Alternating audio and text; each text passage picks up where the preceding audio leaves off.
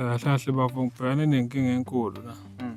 Umfazi kamfowethu ungifuna phansi phezulu and futhi sekunesikhathi yaqala ukwenzeka lento. Seze salala ngisho nokulala. Kahle kahle lento bafo ngibona ukuthi iyanyukela. Uma sengibona ukuthi kwesisikhathi uvesana ngaligqoki ipendi. Amasibomu mangena ekitchen epheka noma ebhizi something avele uyise something magoba. Bona akaligqokile ipendi. But Agqokwa ngani pho endlini? Kuzokushisa, kuyashisa. Uma kushisa mina ngenze njani?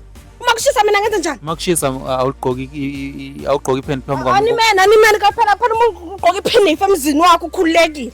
Uyagqoka iphinifa emzini wakho? Asadli ngisho nakahle ukudla la ekhaya. Uma kwesisikhathi esingiyopha ukudla angitshela ukuthi ngapha ukudla singakaqali inkonzo lasekameleni. Ngilekelela ubafo ngimhlangabeza ngoba yena uthenga ukudla la ekhaya. Uhleze thina makimi uma ungekho uma usegoli uthi uhleze thina makimi. Uthe wena ngithi uthatha isikhathi ukuthi abuye awushonga njalo wese. Impela ubaba uthatha isikhathi segoli ngiyahlala ngimlinde nami. Isona sizathu sokuthi ulale nomfowabo. Uzokwenza njani ke futhi nakho usekishilo umfowenu ubizile uyena osilethe la.